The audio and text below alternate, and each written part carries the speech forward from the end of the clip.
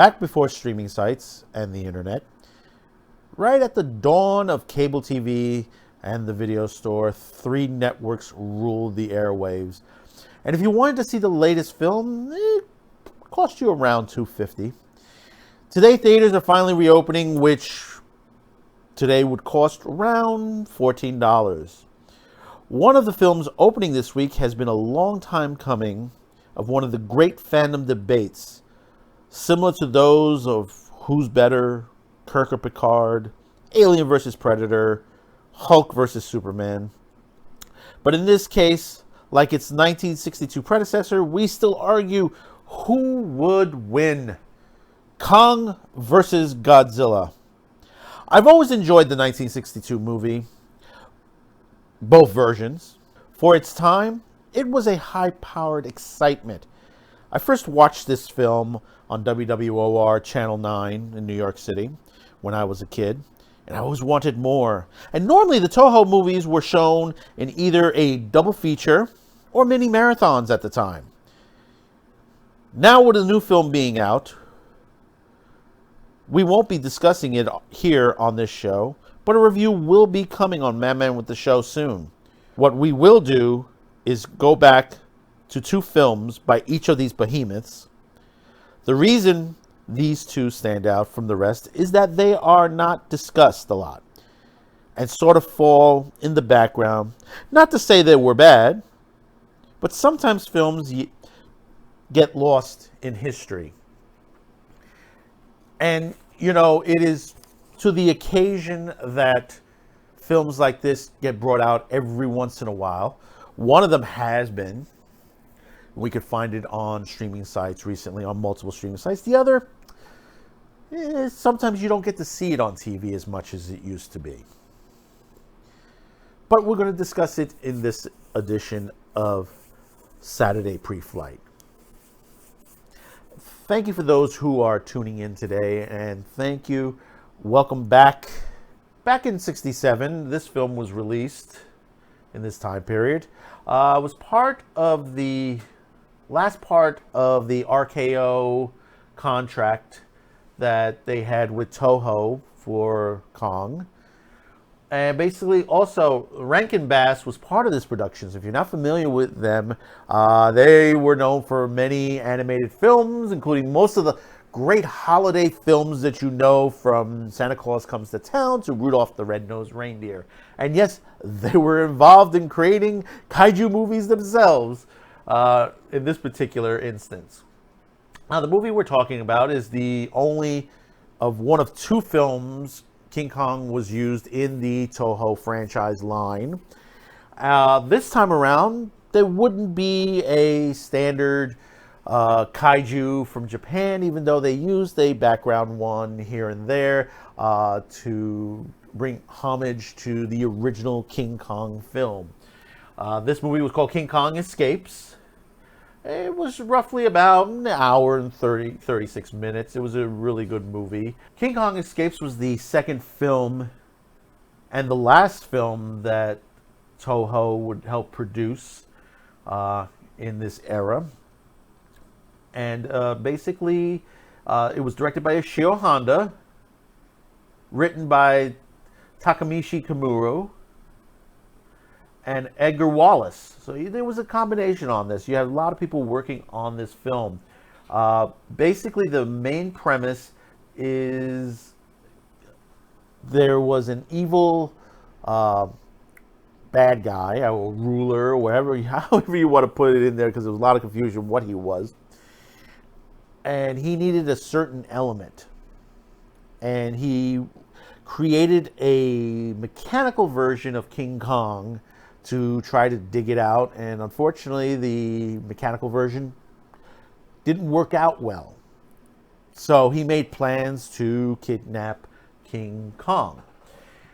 And this turns into an insane film that just basically you have villains and spies. You know, it was a multi-layered type of film with a backdrop of a homage to the original Kong films from the RKO lineup. and also to bring in a bit of change to basically where Kong was fighting a robot version, similar to where you had King Kong, where King Kong versus this mechanical was similar to Godzilla versus Mechagodzilla in a way, which we wouldn't see that film for another good 7 years. So it goes to show they had this idea before Mechagodzilla. And, like I said, it was a good movie. The cast themselves was a whole plethora of people that were popular at the time. Some of them you might know, and some of them you might not know. And there are a lot of things in between that you wouldn't believe on that. The movie stars Rhodes Reason, who plays Carl Nelson on there. Now, for you Star Trek fans, the original series, if that face does look familiar, yes, that is Flavius from the original Bread and Circuses episode, which was about, actually, believe it or not, the episode came out about the same time the movie King Kong Escapes came out. So basically, you saw him either in the movies and on television. But also, he's done many other roles on television and movies, stuff like Time Tunnel, Here's Lucy, The Bob Newhart Show. He had a basically average career. But most people don't realize who he is unless you're really in the fandom. And like I said, if you're a Star Trek fan, you remember that face very well. He had a really good role in that episode. Now, the other one is one of my favorites. And she has been seen in pretty much a good amount on there. And that's, I'm sorry if I butcher her name, Mia Hama. Now, her role, depending on if you saw the Japanese version or the American version of this, she was always known in the American version as Madam X.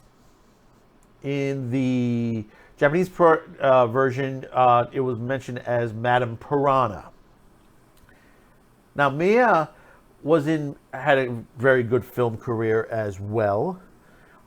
She was one of the big things, and I loved it. She was in the movie What's Up, Tiger Lily? The Woody Allen film. Well, actually, it wasn't really a Woody Allen film. The Woody Allen film took a spy movie that she was in and redubbed it, but she was in that film. And also, she was in King Kong versus Godzilla. And one of the best things is that she was a Bond girl. Yes, that's right. She was opposite the late, great Sean Connery in You Only Live Twice. And she played Kissy, which she was in most of the second half of that movie, which was, that's one of my favorite Bond flicks on there. In fact, that's one of the first times you actually got to see the head of Spectre, Blofeld, which was played by Donald Pleasant at the time. Now, the main girl, not the villainous girl, which Mia was played by Linda Miller, who was the other second American on this project. And for those fandom horror sci-fi geeks for that era, she was also in another great sci-fi flick called The Green Slime, where she played one of the nurses on there. And she didn't have too much of a major career. I mean, she's also known for some stuff on My Three Sons and one or two other TV series on there. And then she kind of fell off a bit. And there's another part of the story about her on there, and we'll discuss that in a minute, about her dub voice. And that's going to be very interesting in a minute here. But let's move on a little bit. Also, our other Japanese actor on the show who played Commander Jiro Nomura was a veteran actor for the Toho movies, is Akira Takahata, who basically you've seen him in many many of the Godzilla films, from the original Godzilla in '54 to Mothra versus Godzilla, Ibra, Horror of the Deep, Invasion of the Astro Monsters, and he's also been in many other films throughout history. In fact, in 2004, he appeared in Godzilla Final Wars, where he played the UN Secretary General.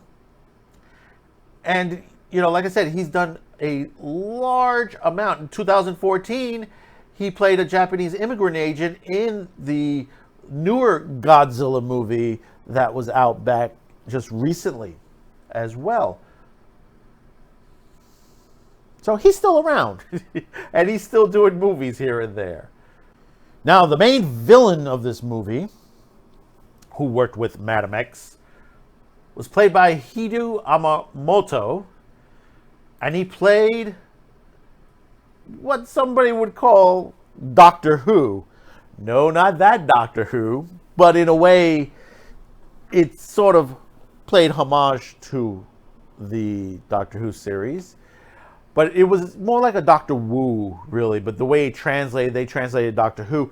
But you knew what they meant, because actually, seen from this photo here, kind of a similar costume to the Hartnell costume from back in the early days of Doctor Who. So you got to ask yourself, were they doing homage to the series, or was it just a plain accident? But Hideo also had a long and extensive, where he's done many other films and TV series. Well known for doing Yojimbo, which is a Kira Kurosawa. Known for some Kamen Rider TV series, Ultra Q. He was also in the movie Atragon, which is another of the kaiju films on there. He was also in the great Montango, which was Attack of the Mushroom People, which is a great film. We'll discuss that on another down the line on another episode. Which that one is another. That's another film that basically it's a little bit lost in time, but it's still out there.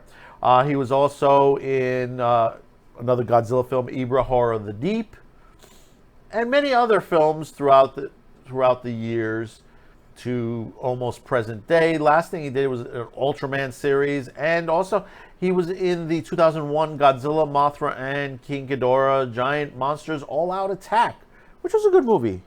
That was a good movie. That was one of the good ones from the newer era. Now, I mentioned before that the producers in this film did some homage to the original King Kong, the 33 King Kong film. And the way they did it was there was Gorosaurus, and there was a battle between King Kong and Gorosaurus, which basically he killed the Gorosaurus the same way he killed the Tyrannosaurus in the original King Kong on there. So it was sort of a similar battle. So they were like, saying, hey, yeah, this is sort of on their Kong Island and all that. And of course, Linda Miller was basically the Fay Ray of the whole situation, because basically, Kong fell for the blonde. I guess King Kong was always into blondes, never into brunettes. Well, actually, Japanese brunettes in King Kong versus Godzilla, you could say that as well. But it's interesting, how they just wanted to progress themselves to try to bring forward, as they brought Kong into Japan and Japan brought Godzilla into the United States. It was sort of a swap out, to bring these two big behemoths to the world, really. When you look at it to this perspective from the two films that they put together here. Now, some of the crazy things, if you look very carefully, actually, it's pretty easy to see. There was more than one Godzilla suit. Actually, there was more than one Godzilla suit, and also there was more than one King Kong suit as well. And sort of there was always continuity errors in these films, where basically his appearance kept changing, or the length of his arms kept changing. And that was like a weird thing that was going on. But that's some of the fun things that you would get out of this series. Anytime you watched any kaiju movie or something like that, you kind of expect it, and you did enjoy it. It's not something that you would point out like in a regular film where you're like, oh, look at that, that's horrible. The suit's horrible. Oh, geez. This, it's like, okay, you did it, and okay, let's move on there. Also, some other things were like, when you see things, errors like geography errors and stuff like that. Kong was on Mondo Island, not the original Kong Island. There were scenes that said they were in the North Pole, which technically that would be wrong. It'd be the South Pole, really, where they would be. Because basically there is no land in the North Pole, because they were digging for elements on there. But there's in the South Pole, there's more land in the South Pole than it is the North Pole. It's mostly ice. So it's kind of weird when you see that. But hey, listen, that's the little things on there.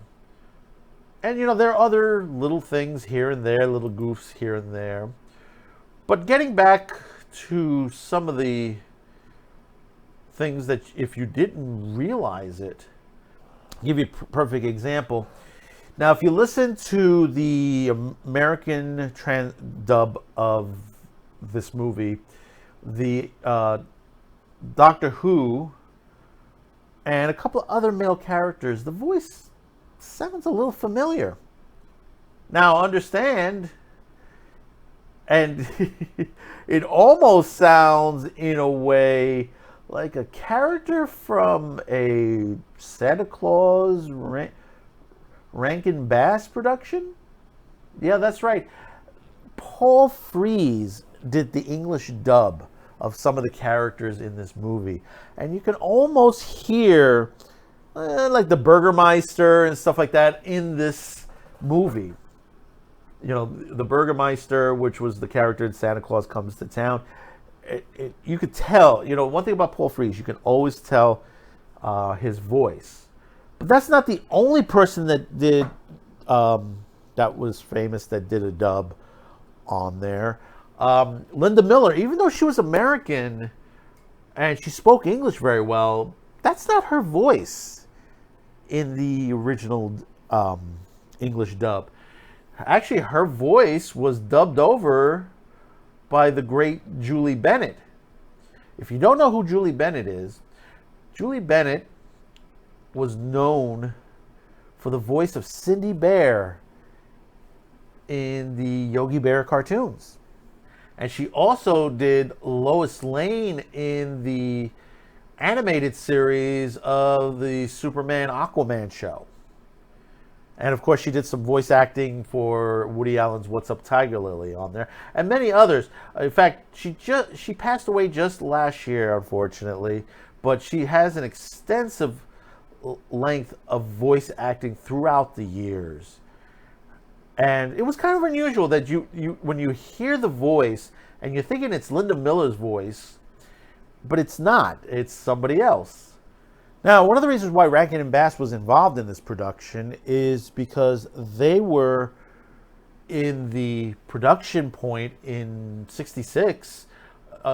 They had created a King Kong animated series. Now, most people don't realize this existed, except for those who were big animation fans. It lasted one season, not many episodes, but it was a decent series. It was like one of those 30-minute cartoons that basically was out there. But this is one of the things that came out of, when you hear these combinations where Toho and RKO went into this deal, and many other companies took advantage of the situation and said, hey, listen, let's promote something else. Let's get, let's bring Kong in the forward. Let's bring Godzilla. King Kong and Godzilla have gotten their own animated series, several of them that have done. The Hanna-Barbera version of Godzilla, and then, now the Rankin Bass one as well. And the other reason Rankin Bass was involved was that the thought of, you had the animated series here on American shores. They wanted to use those characters, Bobby Bond, his father and his sister. Basically, they wanted to use those characters instead of the Linda Miller character and all the characters that they used for this movie. But then the producers decided to change it. They just, they replaced the cast of the film. They didn't think it would work out well, so they changed the entire cast to reflect a different film. Now, we mentioned Linda Miller's voice being dubbed by Julie Bennett, but Julie Bennett also had double duties. She also did Mia Hammer's voice, Madam X, as well in this film. And, all in all, the film was really good. I love the Mechanical Kong premise. And I'm hoping maybe one day Toho will turn around. Now it's Universal Legendary now owns the rights to King Kong, as we're seeing now in the newer film. Maybe we could get a King Kong versus Mechanical Kong type of movie. I mean, tell me in the comments below. I mean, wouldn't you love to see something like that again, done in a 2021, 2020, whenever you want to make it, in this 21st century type of era of filmmaking? I mean, could you imagine what would Mechanical Kong look like in this day and age? That would be very interesting for designers to do. So the other half of this with Toho, at the time period, American filmmakers, broadcasters didn't want too much violence for children on TV when it came to stuff like this, like King Kong and Godzilla stuff. Toho wasn't, and Japanese filmmakers, they weren't really afraid to up the fight level. You look through the early history on there, the 50s, the 60s, the 70s, when you look at all those series, not only King Kong and Godzilla, Ultraman, Ultra Q, all Kamen Rider, all those series that came across. I mean, even the early days of what was called the original Power Ranger series, Go-Go Sentai and stuff like that. You had good fight scenes in there, and this is the reason why these shows were popular at the time, and these movies were popular at the time, because they weren't afraid to take chances. As crazy as some of them looked, I mean, hey, the mistakes that you end up seeing the zipper of the suit of King Kong in this movie, it's about 30 minutes, 29 minutes in, 30 minutes in, if you look carefully, if they haven't, if a newer version hasn't been put out yet, that basically eliminates that, but I don't think they would do that. I mean, that takes away from that. I mean, it's hard to find this on DVD. There are Blu-ray versions of it. The original DVD is still out there. You can get it for a decent price if you can find it in stock. As far as broadcast and streaming, not seen normally. I mean, I'm surprised HBO Max didn't try to put that on their site, since they do have a ton of other Godzilla flicks that are on there. All the Showa era flicks in the original Japanese format are available on HBO Max. So let's move on a little bit to the other half of this behemoths of kaijus that you've seen many times over. The film that I think that just basically, it's out there, and I've discussed this a couple of times here and there on other shows, and it's interesting that this particular film has been redone.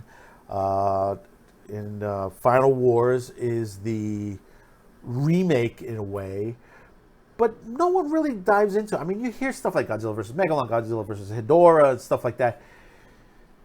All the Showa films, gets talked about, but some get pushed in the background, and this one happens to be one of them. And this is the reason why I chose both of these films.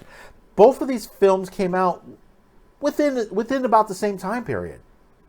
I think the original American release on this was in '68.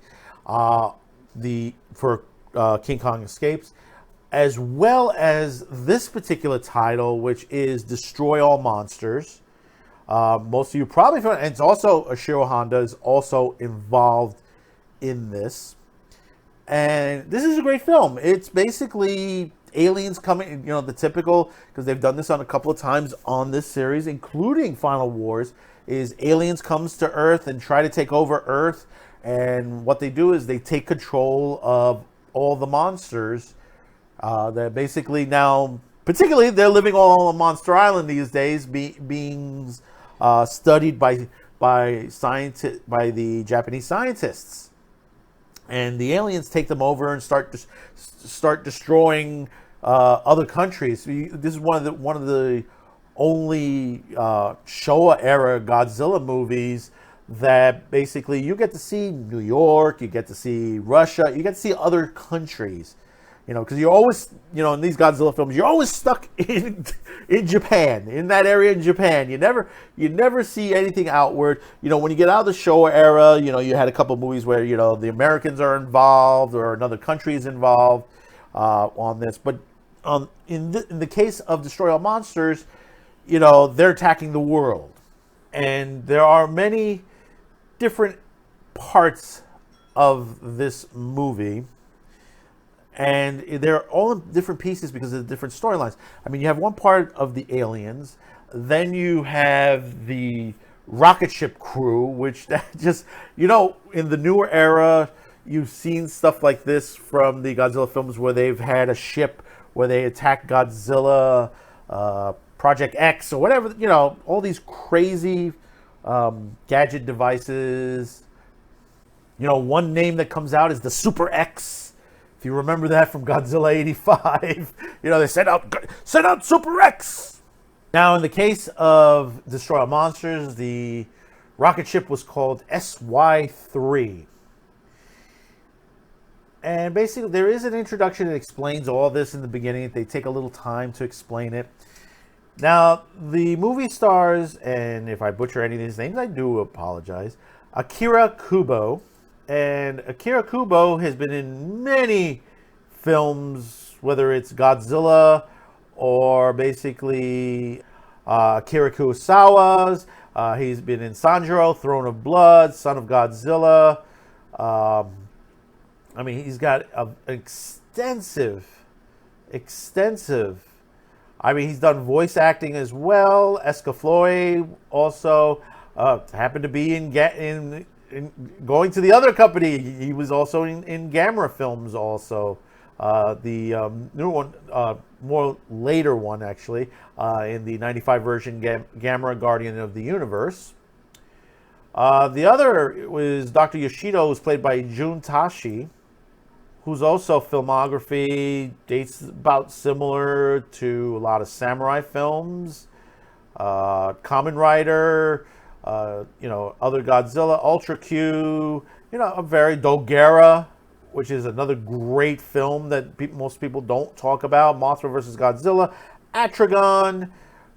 He was also in King Kong vs. Godzilla, where he played the General Masi Shinzo. Great cast on here. And then also Yukio Kobayashi. And she's one of the females in this movie who also similar, a lighter casting as filmography career. She was another one that's notable is a movie called Space Amoeba that she's known for, and a couple of other smaller films. Now, playing the main villain in this, the alien villain, is Kyoko Ai, who also, has a light filmography also as well. Not too many. This would be her big role was Destroy All Monsters, where she plays the alien queen. And there are many other various people who have been known in the Godzilla era films. You had one American who played the scientist. You've seen him in a couple of other films playing the same type of role. the action in this is great. Seeing all these monsters involved all together here, and for them to be all taking on King Ghidorah, which shows up toward the end of the film. It's fantastic. The battle scene alone. I mean, he even had Minya, which is like Godzilla's son, thrown in there for the hell of it, and gets involved in the battle. I mean, you Spyra, which Spyra coming back in the Godzilla Singular Point, which is actually, I think it's been delayed. If it hasn't, by the time you see this particular video, if it hasn't hit Netflix yet, it's been delayed, because I know it was originally supposed to be out at the end, toward the end of March, and it still hasn't shown up on the Netflix site. I mean, the action is great. Most people don't like the interaction of a lot of human interaction, dialogue in some of these movies. But this particular one works very well because it throws that added section where basically they're fighting these aliens, and they have to go to the moon, back and forth. They're trying to find their headquarters in space and trying to find their headquarters on Earth, and it all kind of works together, and it adds to the tension of this movie that these aliens want to take over the world, and they're doing everything to bring fear to everyone. I mean, there's a scene where a woman starts shrieking out that there they are, the aliens, Kios! It's a great little piece there, and it shows that what kind of story Toho wanted to bring to the screens. And like I said, this is a story that, it is shown. Tubi TV has this, a couple other ones. Most of the other places, I think HBO Max has it. HBO Max has the Japanese version of it, the Japanese with English subtitles. Tubi TV is playing it in the English dub versions. There are some differentials in how it's edited, because obviously, when they edit some of these films, it gets a little unusual. That's the same thing with King. If you ever watched the differences between King Kong versus Godzilla, American versus Japanese version, they added a lot of different content, and it's also similar to the Gojira versus the Godzilla King of the Monsters, where they add Raymond Burr in the American version re-edit, to appease American audiences, but not realizing that the American audiences would take it either way. Because, I mean, we were into it when it comes to the fandom, and the fandom was growing at this point. When you're talking the 60s, the 70s, anime was just something that was on TV every once in a blue, and you might got it on a Saturday morning cartoon like Battle of the Planets, or a couple of other TV series that were animated in Japan, but they were from American companies. That's about as close as you got. But then when you got to see some of this stuff, and also Ultraman and Ultra Q, Ultra Q when it came down the line, and Go-Go Sentai. Some of this stuff was shown here very lightly, but some people took to it, and it got popular, and it continued to get even more popular as the years went on. When Criterion puts out a Godzilla Showa era box set, and you don't see one from King Kong Escapes, it'd be nice if they do that, because basically it does need a full restoration, even though there is a Blu-ray, but there should be a full restoration of the whole thing. And there should be more homage to films like this, like Destroy All Monsters and King Kong Escapes, even though some people do enjoy them, they do talk about them, but they don't talk about them as much, especially King Kong Escapes. I mean, I remember back in the day, they used to show it on WWOR Channel 9, and they used to do it when they used to have the marathon movies on Channel 7, ABC here in New York. They used to do the 4:30 movie of the week. One of the 4:30 movies of the week, they used to do kaijus. One of them, they used to do King Kong. They do King Kong Escapes. That was one of the big things. The other half is whenever they showed it. They used to show it on Thanksgiving. Channel 9 used to have that marathon, and that was one of the movies that they shown. So when you have a moment, go check out Destroy All Monsters.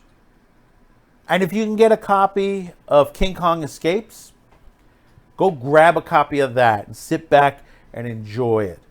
Because I know a lot of people so far, at the time of this recording, I'm hearing this, and I haven't seen the movie yet. A lot of people are enjoying this newer version, the Legendary Pictures Kong versus Godzilla. It's gotten a lot of good reviews so far, and there's been some mixed reviews as well. And that's going to happen. Because there are people who just don't understand these type of films. Yes, they could be a bit, edited bad, or basically they could be, crazy. The plot line may be a little crazy, but it's enjoyable. See, what people look into is the action, the destruction, the devastation that happens in these films. A lot of them are not looking for the plot line back in these films, but the plot line is just a little secondary, little add-on to it. And you got to have some sort of storyline why these monsters are attacking when they're attacking. Just to slide our way out of the kaiju films, but staying in the movie film industry. Last week we lost two fantastic actors in this business. One, it was George Segal, and the other was the great Jessica Walter. And one thing is that a lot of times when you see an actor pass away and they do a filmography and they say, oh, they did this and they did that. And sometimes they do bring out something that, they did and you said, yeah, I seen that and all that. And there are things that, most people don't know about, but I'm going to bring you here, two films you should catch that basically, some people know it, some people don't. They both have great casts, great premises. Basically, the second one, we've seen sort of remakes, similar type films to it. The other one, really, Hollywood wants reboots and stuff like that, which, and again, I hate reboots. But in this day of age of amusement parks and stuff like that, it would fit in perfectly to the premise of the movie. Now, the first movie, obviously, because we're talking about amusement parks, is the 1977 movie with George Segal called Roller Coaster. Now, Roller Coaster, it runs about 2 hours. It's a really good suspense thriller. They call it action crime drama, really. It's more of a thriller because, hey, listen, you're dealing with roller coasters. Roller coasters, it's a thrill. But the movie stars George Segal, Richard Whitmark, Timothy Bottoms, Henry Fonda, Susan Strasberg, and a very young, in one of her early career roles, Helen Hunt. That's right, folks. The very young Helen Hunt's in here, and this is when she was a little girl on there. She plays the daughter of George Segal in this movie. But it's a great cast. The main premise is that there is a guy played by Timothy Bottoms who's going around threatening amusement parks, holding them ransom. If they don't get paid out, he would cause an accident on their roller coasters, which, he would cause sort of a explosion on the tracks and would cause the coaster to go off. And there's one horrifying scene where a coaster just goes careening off. And George Segal plays an insurance investigator who's looking into this, and sort of gets twisted into this by the bomber, who sort of almost takes a liking in a way to him. So there's sort of like a back and forth to the situation. And one of the main things is that the park, Magic Mountain, was depicted in the movie. Now, for those roller coaster enthusiasts out there, besides the famous The Rocket and the wood coaster, the Rebelier. This was one of the first times this coaster made its debut in this movie, which was the Great American Revolution. And Magic Mountain was proud to put this in the movie. And it was, one of the most craziest coasters at that time period. I mean, you have to, when you look at it, and you're like, it's okay.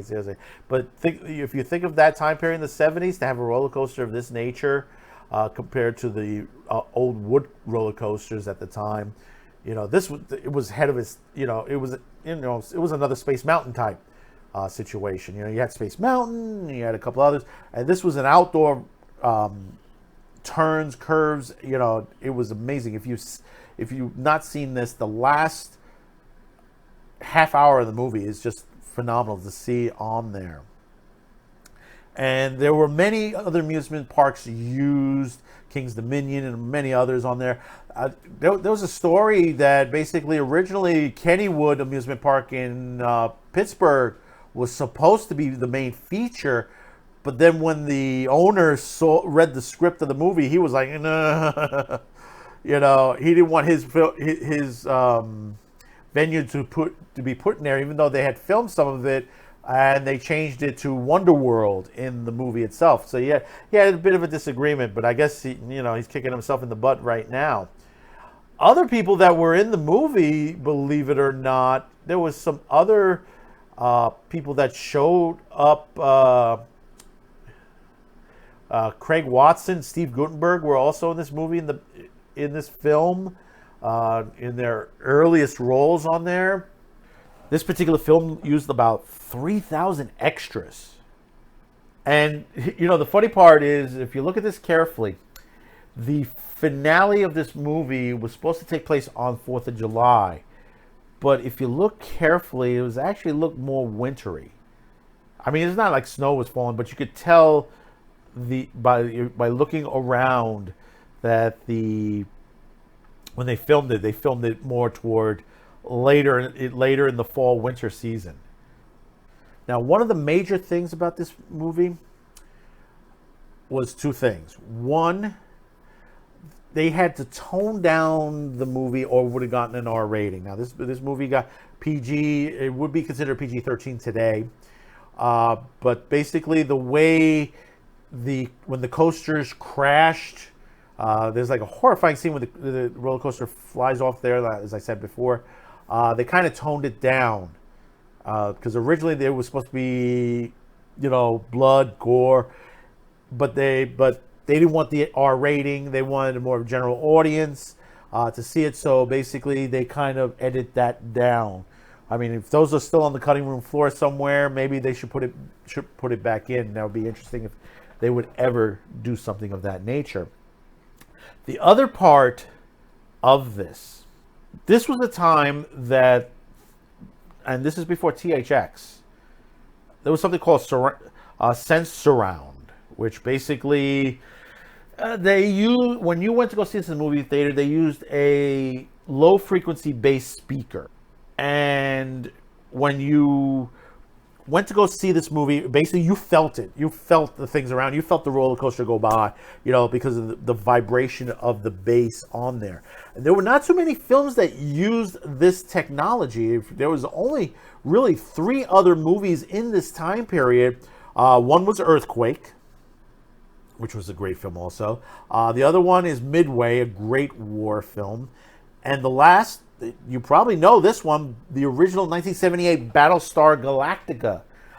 I went to see Battlestar Galactica in the theater because they had a theatrical version of it, and I went to see it because it was advertised with this sensor surround system, and it was amazing. It was pretty loud, and like I said, this is pre-THX. It's like a decade or so before THX was ever invented.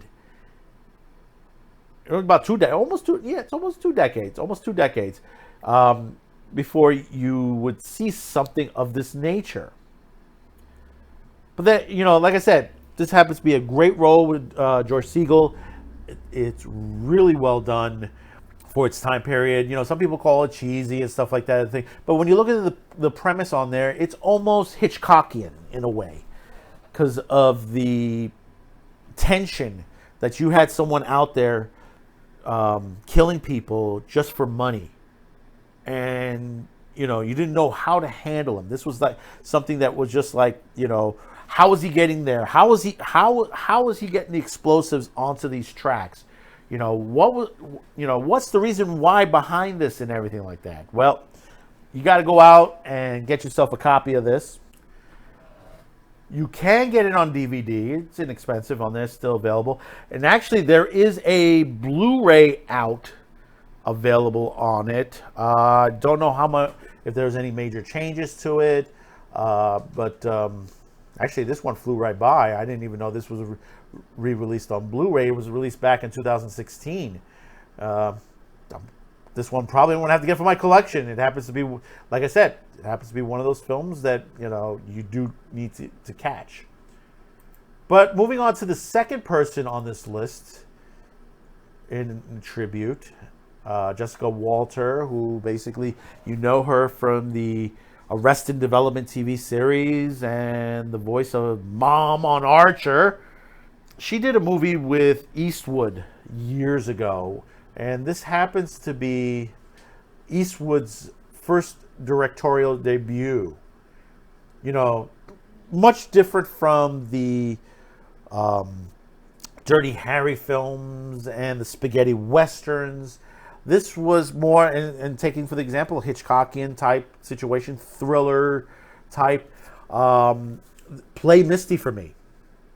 And of course, it stars Clint Eastwood, Jessica Walter, and also Donna Mills. If you're familiar with Donna Mills, she was in many films and TV series back in that era. She was known for a stint on General Hospital and Knots Landing, and many other films and TV series through history.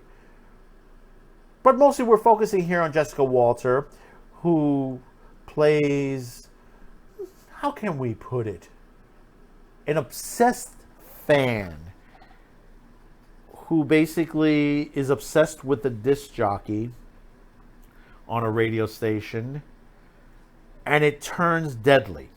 If you've not seen this, it's a great film. Let me tell you something. This is really, really well done. Jessica Walter is fantastic in this. This is one of those must-see. In fact, she was nominated for a Golden Globe for this role. And like I said, it's a fantastic film. It's well done.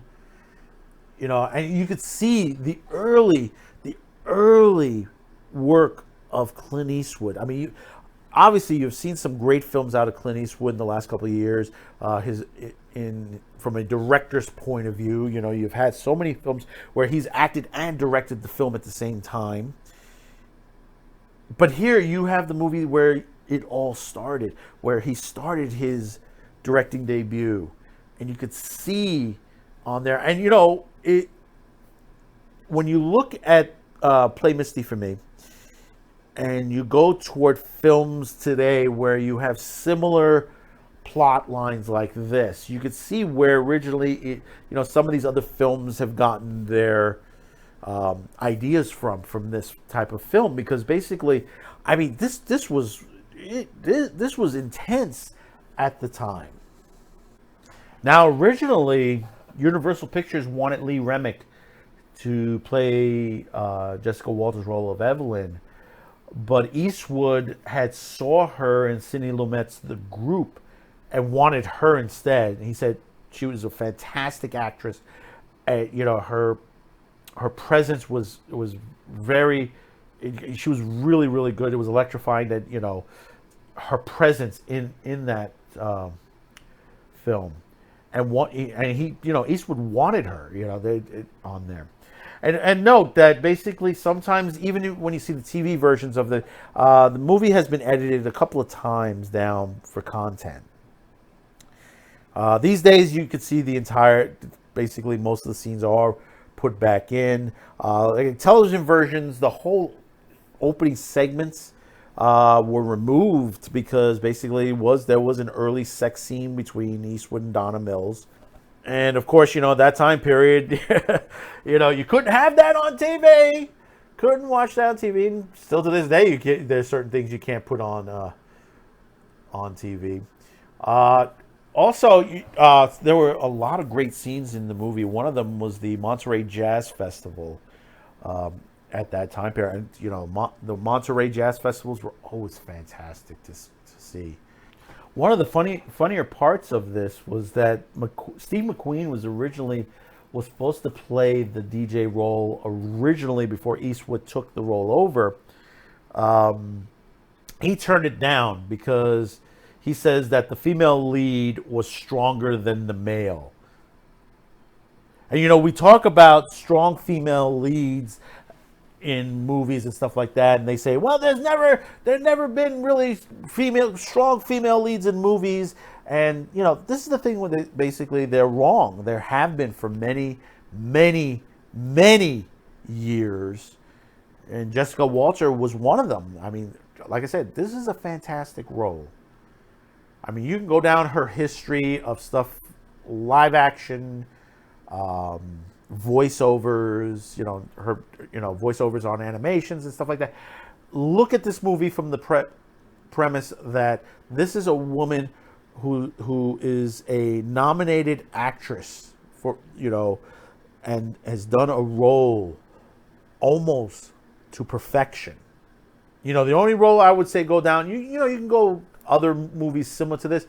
I mean, you can go all the way down to Fatal Attraction to say to get close enough to this.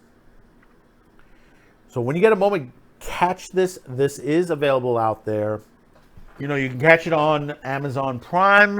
You can rent it on there and several other sites. Also, there is a Blu-ray version, which actually it's cheap out there these days. I think it's under $15. So take a look out there. You might get it at a great price. Because I tell you, these days, get physical media because of the way they're starting to censor things or remove them from streaming sites. I mean, we just saw recently Peacock is starting to remove classic matches from the WWE. And who knows how much they're going to take out. But it's going to be a lot. And basically, we should be able to make the choice of what we like and dislike when we're watching a movie, TV series, sporting event, sports entertainment. We should have the choice for that. And, these are the things that happens these days, and we should speak up. Because, we'll end up losing a lot of movie history. There's so much movie history out there. There's so many great films like that with actors like Jessica Walter and George Segal, who we've lost recently. I mean, I could go through a whole list of other movies with them and do a filmography. And, some of them you may know, some of them you may not know. And you'll be like, wow. And you'll catch those roles and say, I never thought I would see a movie like this. Okay, before we go, let's see what you had to say. Now, I know we haven't done these for a bit, but we're going to try to catch up with everyone and try to answer everyone the best we can. That's what we do, best we can, what we have. Because I have to say thank you to those who have commented here on Cuticast TV, also for our multiple shows on here, whether it's Man with the Show or basically Saturday Pre-Flight. First, Stephanie Hilleman. I can't wait to see the Jetsons again. Love this show, in my childhood, and it was so cool. Yeah, it was. I mean, unfortunately, here in NYC on metv here, the channel metv here, we get preempted from the Jetsons for of course, these typical Sunday morning talk shows, which we did an episode on that a while back.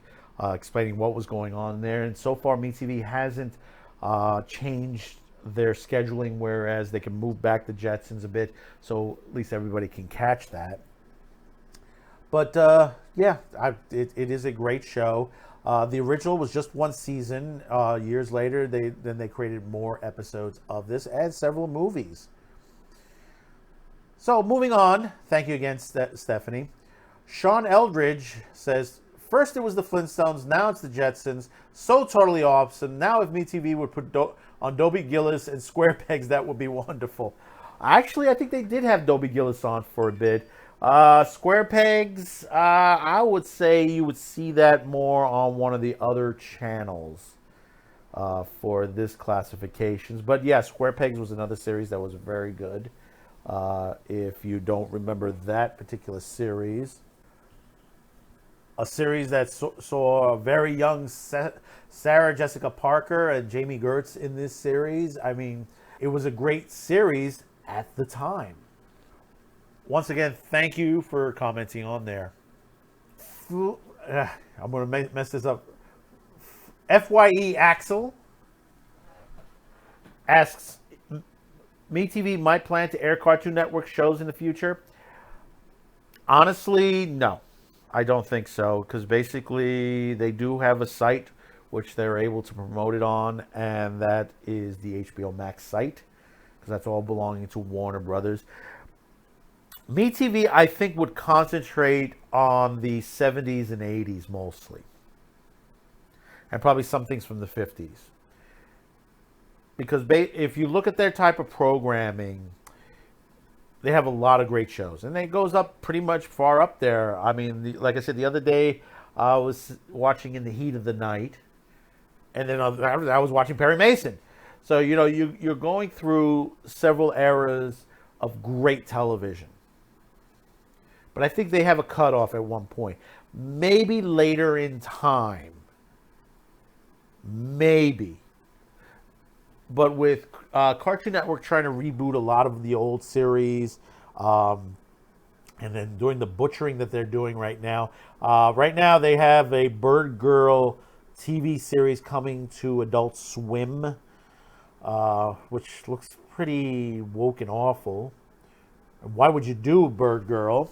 Why not return Birdman, which Birdman was popular, or create one of the other characters from that Hanna-Barbera era, maybe Mitor or one of the other ones from that era into this, because that would be very interesting if they do another series like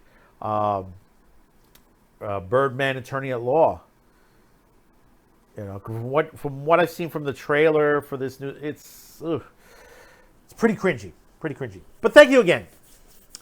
D News says, it would be wonderful if they just showed cartoons like they did years ago without super annoying hosts and fish sidekicks. Entirely too much time spent on them and not enough on cartoons. D News, back then, I don't know your age. I don't know, what your knowledge is on this. But note, back then, back years ago when I was a kid, we had the super annoying host and sidekick, and we enjoyed that. And they ran cartoons. Bozo used to, Bozo the Clown. If you ever watch a Bozo the Clown series, they would have the circus and stuff like that, and then they would throw a cartoon in between. And then there were other hosts and stuff like that. This was something that was part of our history.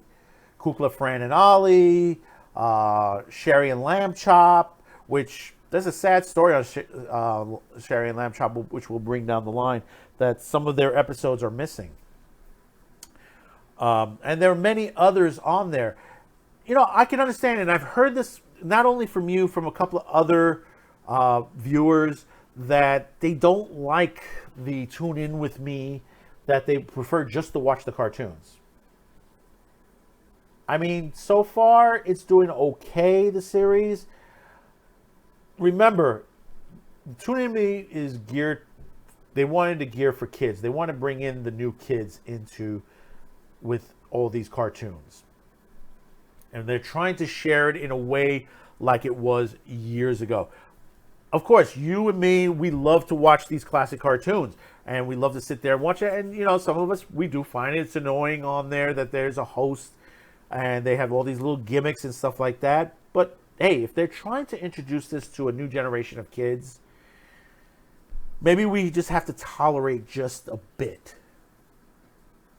Remember, we still have the Saturday morning blocks. Those are basically no hosts on there. That 3-hour slot on Saturday morning, which I hope they turn into a 4-hour slot. Thank you again.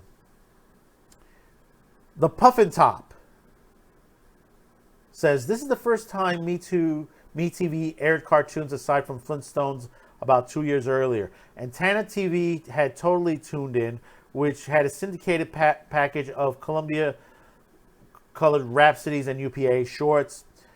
The sketches are supposed to be a throwback to kiddie shows and similar programs that feature hosts and comedy sketches from the 1950s to the 1970s.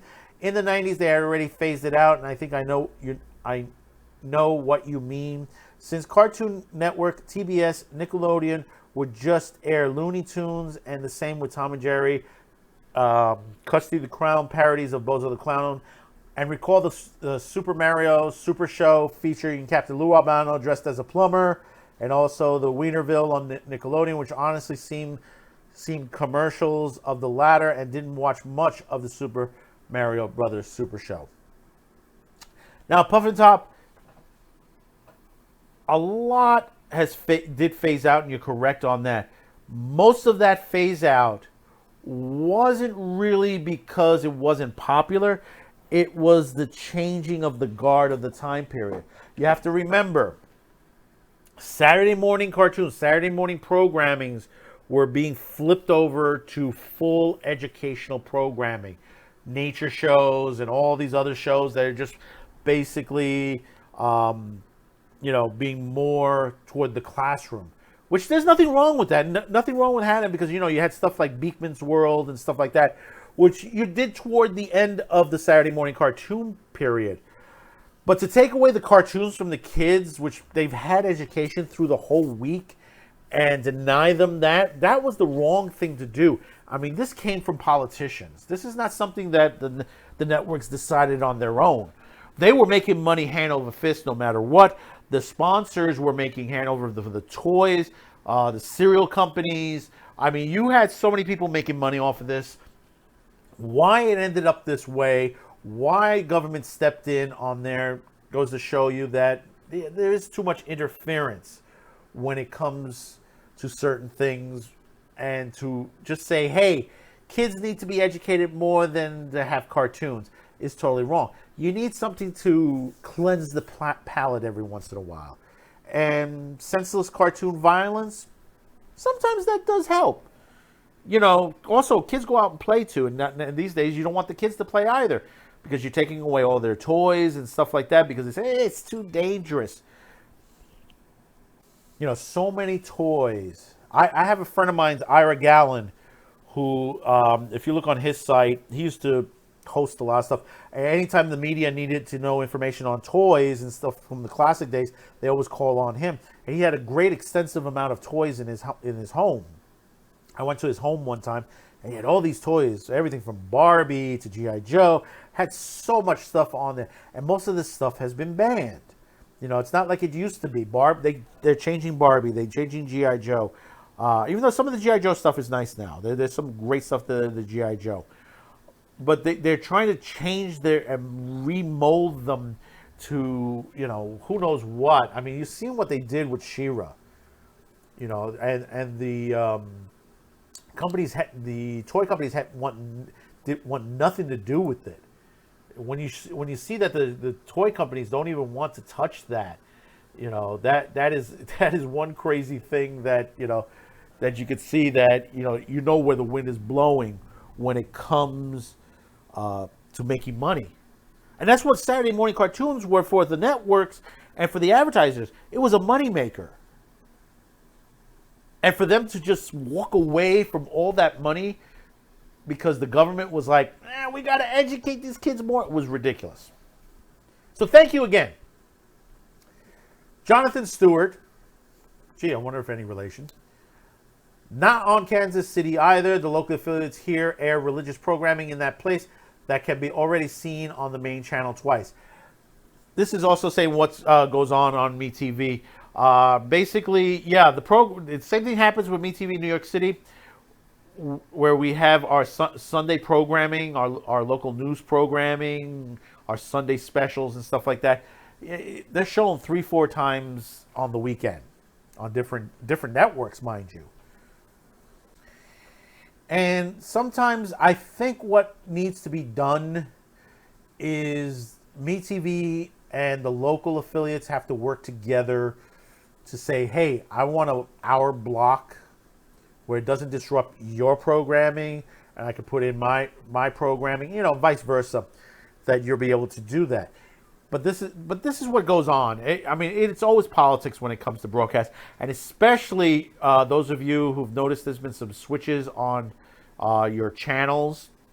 Some of you have lost it on the antenna, but don't worry. If you look carefully, they're still there. They've moved. Their frequencies have changed. There's been a shuffle. There's a guy called an Antenna Man on YouTube that explains the whole thing, the whole premise, and what to do. Check out his video. He gives a detailed explanation what to do if you lost your MeTV channel and some of your other channels on over-the-air antennas. Leihan No Way. Okay. Look, I'm not a liberal, but I love this show. This was the Vagrant Queen TV series cancellation. I really, no way, now way, really, to like or dislike a show really is not political. Now, I mentioned the reason that I mentioned what I mentioned the way it is because some people will take their politics and try to force it into a program. Now, in the case of Vagrant Queen, you can love it. Some people do like this series. Fortunately, the way this was written, and I'm not talking the way it was written on Sci-Fi Channel, I'm talking the original comic series, wasn't a great series to begin with. They took a series and they took a chance on it, Sci-Fi Channel, and it didn't work out for them. This was immediately tossed to the late night, practically almost immediately, not even out of season one. It was just literally just tossed at the 11 o'clock hour, and that's normally death for any show if you're tossed that late in the evening. And this is what happens when you have programming like this. That sometimes you want to take a chance. Some networks will take a chance, but in the case of Sci-Fi Network, those chances they shouldn't be taking at this time. They've lost a lot on their network. They lost a lot on their network, and I'm talking viewers, because they're not really a Sci-Fi Network anymore. They used to be Sci-Fi. If you go back to the old days, what Sci-Fi Channel used to be, they were great back then. Now you got John Wick playing on Sci-Fi Channel. What's John Wick have to do with science fiction? Or Fast and the Furious? This has been happening across the board on a lot of the cable channels. MTV, perfect example. How much music plays on MTV anymore?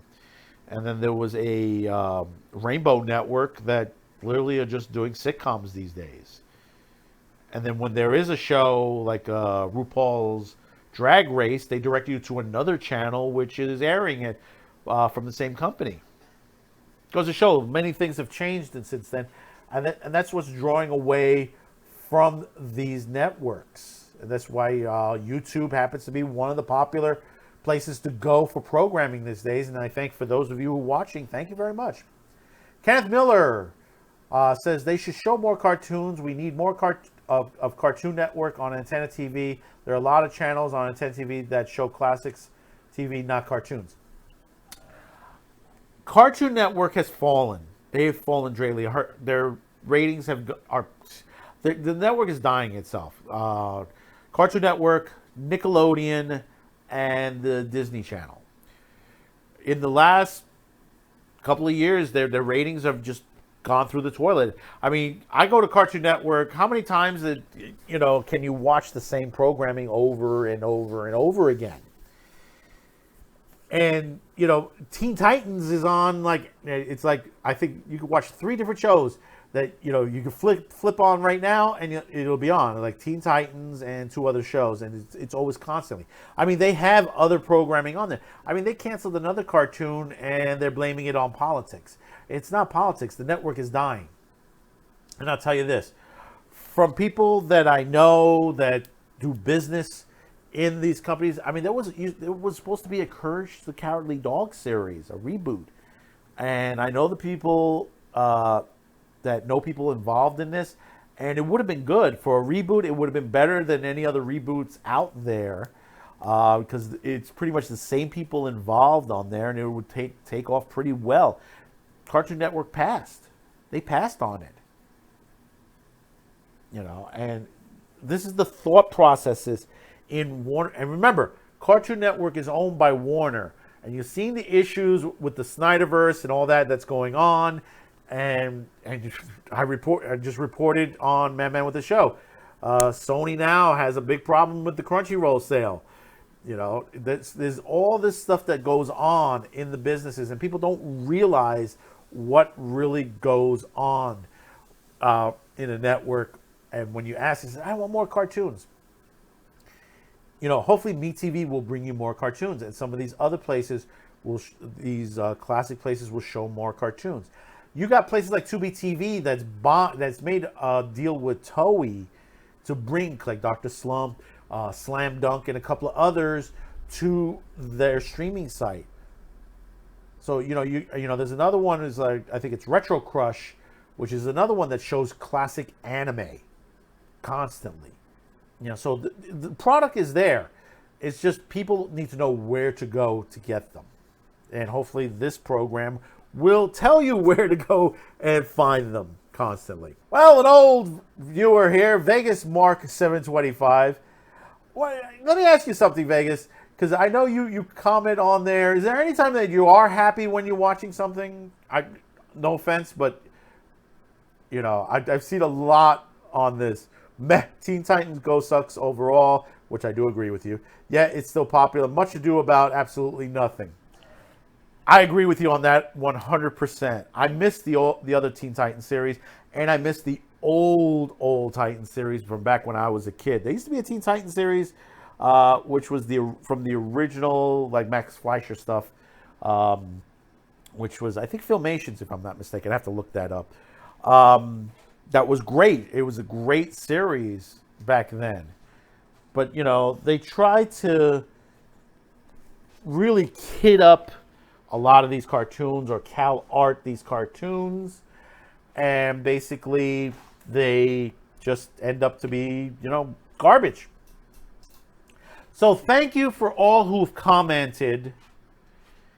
And as my wife comes across bringing a meal toward me, I thank you for those who have tuned in to the return of Saturday Pre-Flight. Thank you very much for tuning in. I hope you guys enjoyed Friday Night Tights, which is right before us. This is why we scheduled it on there, because we've seen a lot of viewers come in right after Tights. And now we can get ready for Saturday.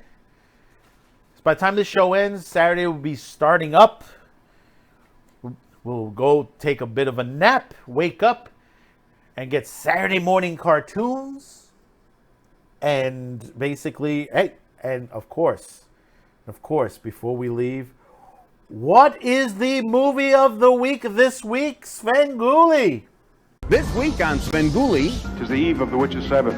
great, with witches, imps, and evil villains. It's Roger Corman's The Undead on the next Svengoolie. Do you know this man? Saturday night on metv. That's right, folks. We're getting Roger Corman's 1957, The Undead. Oh, that one. That's an oldie but a goodie. Starring Pamela Duncan, Allison Hayes, Billy Barty in a horror film, and Richard Garland. I mean, this is one of those early Roger Corman films that's a must-see. Do catch it. It's going to be at 8 p.m. Eastern Daylight Time on Svengoolie on metv. Don't forget, you get that Sci-Fi Saturday Night, Star Trek, and everything else all those great TV series that are on Sci-Fi Saturday Night, including with Svengoolie. So once again, if you've reached the end of this extravaganza, please do comment below and tell me how you felt about this particular episode. Don't forget to hit the subscription button, hit that like, hit that notification bell, and don't forget to share this video. Because I know YouTube out there has been giving all of us YouTubers issues. Because basically something has happened. We don't know. All I know is that our counts have been very, very low. And hopefully that will get resolved in the near future. So once again, thank you very much. You can catch Madman with the Show daily here on YouTube. Tuesday, Wednesday, and Thursdays. Fridays at 10 p.m. Eastern, you get Saturday pre-flight here on CutyCast TV. All these social media sites listed in the description below. Once again, thank you for tuning in. We do appreciate the views. We do appreciate you as our viewers, and your comments greatly appreciated. Thank you for tuning in, and we'll see you on the next one.